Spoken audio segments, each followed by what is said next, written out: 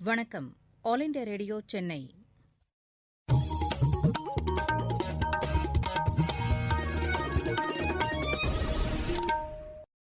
நேயர்களுக்கு இனிய தீபாவளி நல்வாழ்த்துக்கள். மாநிலச் செய்திகள் வாசிப்பவர் ஜமீர் அக்தர். தலைப்புச் செய்திகள்: ராணுவ வீரர்களுக்கு மரியாதை செலுத்தும் வகையில் மக்கள் அனைவரும் தங்கள் இல்லங்களில் விளக்கு ஏற்ற வேண்டும் என்று பிரதமர் திரு நரேந்திர மோடி கேட்டுக் கொண்டுள்ளார். தீபங்களின் திருநாளாம் தீபாவளி பண்டிகை இன்று நாடு முழுவதும் உற்சாகமாக கொண்டாடப்படுகிறது. திருநெல்வேலி, தஞ்சாவூர் உள்ளிட்ட 6 மாவட்டங்களில் புதிய கூட்டுக் குடிநீர் திட்டங்கள் செயல்படுத்தப்பட உள்ளதாக அமைச்சர் திரு எஸ் பி வேலுமணி தெரிவித்துள்ளார். தமிழகத்தில் வடகிழக்கு பருவமழையை எதிர்கொள்ள அனைத்து ஏற்பாடுகளும் தயார் நிலையில் உள்ளதாக அமைச்சர் திரு ஓ எஸ் மணியன் கூறியுள்ளார். கேரி சேலஞ்சர் டென்னிஸ் போட்டியில் இந்தியாவின் குணேஸ்வரன் அரையிறுதிக்கு முன்னேறியுள்ளார். இனி விரிவான செய்திகள். ராணுவ வீரர்களுக்கு மரியாதை செலுத்தும் வகையில் தீபாவளி பண்டிகையான இன்று மக்கள் அனைவரும் தங்கள் இல்லங்களில் விளக்கு ஏற்ற வேண்டும் என்று பிரதமர் திரு நரேந்திர மோடி கேட்டுக் கொண்டுள்ளார். இதுகுறித்து அவர் விடுத்துள்ள டுவிட்டர் செய்தியில், நாட்டை பாதுகாக்கும் பணியில் அச்சமின்றி ஈடுபட்டுள்ள வீரர்களுக்கு நன்றி செலுத்தும் வகையில் நாம் அனைவரும் விளக்கேற்றுவோம் என்று குறிப்பிட்டுள்ளார். வீரத்துடனும் தீரத்துடனும் பணியாற்றும் நமது ராணுவ வீரர்களுக்கு நன்றி சொல்ல வார்த்தைகளே இல்லை என்றும் அவர் தெரிவித்துள்ளார். எல்லையில் பணியாற்றும் நமது ராணுவ வீரர்களின் குடும்பத்தினருக்கும் இன்றைய தினம் நன்றி செலுத்துவோம் என்று அவர் கூறியுள்ளார். தீபங்களின் திருநாளாம் தீபாவளி பண்டிகை இன்று நாடு முழுவதும் உற்சாகத்துடன் கொண்டாடப்படுகிறது. காலையில் எழுந்து எண்ணெய் தேய்த்து குளித்து புத்தாடைகளை அணிந்து உற்றார் உறவினர்களுக்கு இனிப்புகளை பரிமாறி இந்நாளை மக்கள் உற்சாகமாக கொண்டாடி வருகிறார்கள். கோவிட்-19 தொற்று காரணமாக இந்த ஆண்டு பசுமை பட்டாசுகளுடன் தீபாவளியை கொண்டாடுமாறு பொதுமக்களை மத்திய, மாநில அரசுகள் கேட்டுக் கொண்டுள்ளன. காலையில் 1 மணி நேரமும் மாலையில் 1 மணி நேரமும் பட்டாசு வெடிக்க அனுமதி அளிக்கப்பட்டுள்ளது. அதிக ஒலி எழுப்பும் பட்டாசுகளை வெடிக்கக்கூடாது என்றும் கேட்டுக் கொள்ளப்பட்டுள்ளது.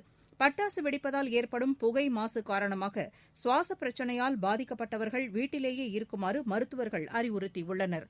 தமிழகத்தில் 7 மாதங்களுக்குப் பிறகு திரையரங்குகள் திறக்கப்பட்டுள்ள போதிலும் வழக்கமாக தீபாவளிக்கு முக்கிய நட்சத்திரங்களின் திரைப்படங்கள் திரையிடப்படாததால் திரையரங்குகளில் வழக்கமான கூட்டத்தை காண முடியவில்லை.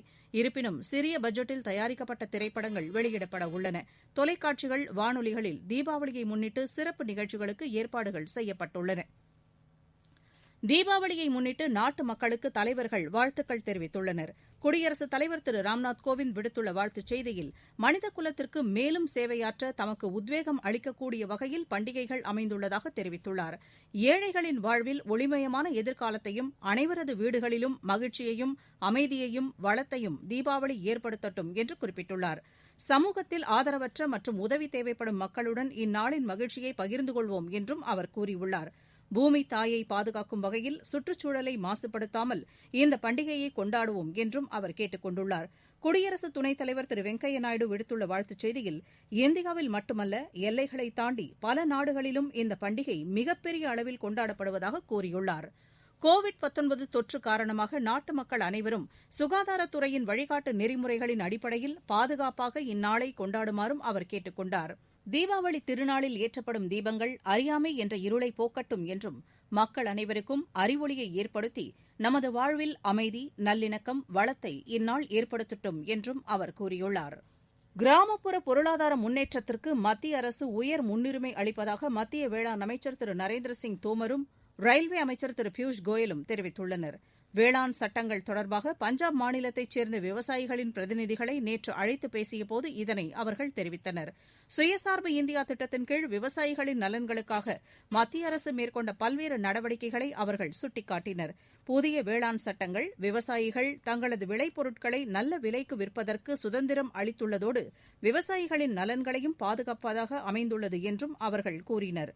இச்சட்டங்கள் தொடர்பாக விவசாயிகள் எழுப்பிய பல்வேறு சந்தேகங்களுக்கும் அமைச்சர்கள் விளக்கம் அளித்தனர்.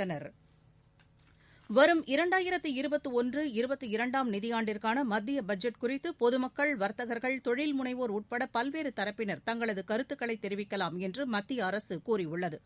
இம்மாதம் 30ஆம் தேதி வரை தங்களது கருத்துக்களை mygov.in வலைதளத்தில் தெரிவிக்கலாம் என்று மத்திய நிதியமைச்சகம் தெரிவித்துள்ளது. பட்ஜெட் தயாரிப்பில் பொதுமக்களின் பங்கேற்பு உறுதி செய்யும் வகையிலும் ஜனநாயகத்தை வலுப்படுத்தும் வகையிலும் இந்த நடவடிக்கை எடுக்கப்பட்டுள்ளதாக அந்த அமைச்சகம் கூறியுள்ளது. இந்த வலைதளத்தில் தெரிவிக்கப்படும் கருத்துக்களை சம்பந்தப்பட்ட அமைச்சகங்கள் ஆய்வு செய்து நிதியமைச்சகத்திற்கு பரிந்துரைக்கும் என்றும் கூறப்பட்டுள்ளது. நீங்கள் கேட்டுக்கொண்டிருப்பது ஆல் இண்டியா ரேடியோவின் மாநில செய்தி அறிக்கை.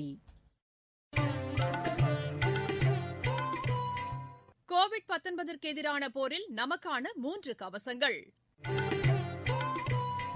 முகக்கவசம் அணிவோம், தனிநபர் இடைவெளியை கடைபிடிப்போம், கை மற்றும் முக சுத்தம் பராமரிப்போம்.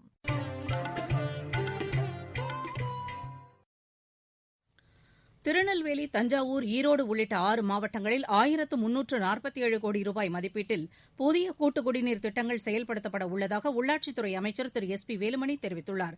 ஜல்ஜீவன் மிஷன் திட்டத்தின் கீழ் செயல்படுத்தப்பட வேண்டிய திட்டங்கள் தொடர்பாக சென்னை தலைமைச் செயலகத்தில் துறையின் உயர் அதிகாரிகளுடன் நேற்று ஆலோசனை நடத்தியபோது இதனை அமைச்சர் தெரிவித்தார். ஊரகப் பகுதிகளில் குழாய் மூலம் அனைத்து வீடுகளுக்கும் குடிநீர் வழங்க பல்வேறு நடவடிக்கைகளை தமது அமைச்சகம் எடுத்துள்ளதாக அவர் கூறியுள்ளார். திருப்பத்தூர் மாவட்டத்தில் உள்ள ஜோலார்பேட்டை, கந்திலி, திருப்பத்தூர், நாட்றாம்பள்ளி ஒன்றியங்களுக்கு உட்பட்ட 729 ஊரக குடியிருப்புகளில் நிலவும் குடிநீர் பிரச்சினையை நீக்க 182 கோடி ரூபாய் மதிப்பீட்டில் வேலூர் கூட்டு குடிநீர் திட்டத்தின் மூலம் தண்ணீர் வழங்க நடவடிக்கை எடுக்கப்பட உள்ளது என்று கூறினார். தஞ்சாவூர் மாவட்டத்தில் கொள்ளிடம் ஆற்றினை ஆதாரமாக கொண்டு 117 கோடி ரூபாய் மதிப்பீட்டில் ஒரு புதிய கூட்டு குடிநீர் திட்டமும், தென்காசி மாவட்டம் ஆலங்குளம் ஊராட்சி ஒன்றியம், திருநெல்வேலி மாவட்டம் பாப்பாக்குடி மற்றும் முக்கூடல் பேரூராட்சி பகுதிகளிலும் புதிய கூட்டு குடிநீர் திட்டம் செயல்படுத்தப்பட உள்ளது என்று அவர் தெரிவித்தார். கரூர் மாவட்டத்தில் 440 கோடி ரூபாய் மதிப்பீட்டில் புதிய கூட்டு குடிநீர் திட்டம் செயல்படுத்தப்படும் என்றும் அவர் கூறினார். தமிழகத்தில் வடகிழக்கு பருவமழையை எதிர்கொள்ள அனைத்து ஏற்பாடுகளும் தயார் நிலையில் உள்ளதாக கைத்தறித்துறை அமைச்சர் திரு ஓ எஸ் மணியன் கூறியுள்ளார். வேளாங்கண்ணி பேரூராட்சியில் ஆவின் பாலகத்தை நேற்று திறந்து வைத்து பேசுகையில், தற்போது மாநிலம் முழுவதும் பெய்து வரும் மழை விவசாயத்திற்கு பேருதவியாக அமைந்துள்ளது என்று அவர் கூறினார். நாகை, திருவாரூர், தஞ்சாவூர் மாவட்டங்களில் பால் உற்பத்தியாளர்களிடம் கொள்முதல் செய்யப்படும் பாலுக்கு உரிய தொகை 10 நாட்களுக்குள் அவர்களது வங்கிக் கணக்கில் வரவு வைக்கப்படும் என்றும் தெரிவித்தார். சுதந்திர இந்தியாவின் முதல் பிரதமர் ஜவஹர்லால் நேருவின் 131வது பிறந்த நாள் இன்று கொண்டாடப்படுகிறது. இதை முன்னிட்டு நாடு முழுவதும் உள்ள அவரது சிலைக்கு மத்திய, மாநில அரசுகள் சார்பில் மரியாதை செலுத்தப்படுகிறது. நேருவின் பிறந்தநாள் ஆண்டுதோறும் குழந்தைகள் தினமாக கொண்டாடப்படுகிறது. குமரி கடல் பகுதியில் நிலவும் கீழடுக்கு சுழற்சி காரணமாக இன்று திருநெல்வேலி, ராமநாதபுரம், தூத்துக்குடி மாவட்டங்களில் இடி மின்னலுடன் கூடிய கனமழை பெய்யக்கூடும் என்று சென்னை வானிலை ஆய்வு மையம் தெரிவித்துள்ளது. சென்னை மற்றும் புறநகர் பகுதிகளில் இன்றும் நாளையும் லேசானது முதல் மிதமான மழை பெய்யக்கூடும் என்றும் அறிவித்துள்ளது. சென்னை, திருவள்ளூர், காஞ்சிபுரம், செங்கல்பட்டு மாவட்டங்களில் நாளையும் மழை தொடரும் என்று வானிலை ஆய்வு மையம் கூறியுள்ளது. இருவரிச் செய்திகள். இன்று நடைபெறவுள்ள 15வது கிழக்காசிய உச்சிமாநாட்டில் இந்தியாவின் சார்பில் வெளியுறவுத்துறை அமைச்சர் திரு ஜெய்சங்கர் கலந்து கொண்டு உரையாற்றவுள்ளார். பங்களாதேஷ் அரசை கவிழ்க்கும் முயற்சியில் எதிர்க்கட்சியான பங்களாதேஷ் தேசிய கட்சி ஈடுபட்டுள்ளதாக ஆளுங்கட்சியான அவாமி லீக் கட்சி குற்றம் சாட்டியுள்ளது. உள்நாட்டுப் போரை எதிர்கொண்டுள்ள தெற்கு சூடானில் அமைதியை ஏற்படுத்த ஐநா சபையின் அமைதி காக்கும் படையில் இந்திய வீரர்கள் 5500 பேர் இடம்பெற்றுள்ளனர். அடுத்த ஆண்டு ஜூன் மாதம் வரை 2 கோடி ரூபாய் மதிப்பு வரையிலான வீடுகளை வாங்குவோருக்கு வருமான வரி சலுகை அளிக்கப்படும் என்று மத்திய அரசு அறிவித்துள்ளது. ஜம்மு காஷ்மீரில் எல்லைக் கட்டுப்பாட்டு கோட்டு பகுதியை ஒட்டியுள்ள குடியிருப்பு பகுதி மீது பாகிஸ்தான் ராணுவத்தினர் நேற்று நடத்திய தாக்குதலுக்கு இந்திய ராணுவத்தினர் பதில் தாக்குதல் நடத்தினர். போதைப்பொருள் தொடர்பான வழக்கில் பாலிவுட் நடிகர் அர்ஜுன் ராம்பாலிடம் போதைப்பொருள் தடுப்பு பிரிவினர் நேற்று மும்பையில் விசாரணை நடத்தினர். தீபாவளி பண்டிகையை முன்னிட்டு தமிழகத்தில் இயக்கப்பட்ட சிறப்பு பேருந்துகளில் கடந்த 3 நாட்களில் 4 லட்சத்திற்கும் அதிகமான பயணிகள் பயணித்துள்ளதாக அரசு போக்குவரத்துக் கழகம் தெரிவித்துள்ளது. மயிலாடுதுறை, தஞ்சாவூர் இடையே மின்மயமாக்கப்பட்டுள்ள அகல ரயில் பாதையில் ரயில் சோதனை ஓட்டம் நேற்று நடைபெற்றது. தமிழகத்திலிருந்து சபரிமலைக்கு செல்லும் பக்தர்களுக்கு உதவுவதற்காக 24 மணி நேர தகவல் மையம் அமைக்கப்பட்டுள்ளதாக இந்து சமய அறநிலையத்துறை தெரிவித்துள்ளது. மேட்டூர் அணையிலிருந்து டெல்டா பாசனத்திற்கு திறந்துவிடப்படும் தண்ணீரின் அளவு 6000 கன அடியிலிருந்து 3000 கன அடியாக குறைக்கப்பட்டுள்ளது. டென்னிஸ்.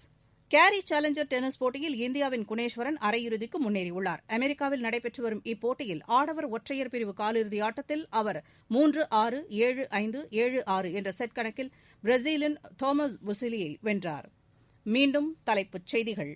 ராணுவ வீரர்களுக்கு மரியாதை செலுத்தும் வகையில் மக்கள் அனைவரும் தங்கள் இல்லங்களில் விளக்கு ஏற்ற வேண்டும் என்று பிரதமர் திரு நரேந்திர மோடி கேட்டுக் கொண்டுள்ளார்.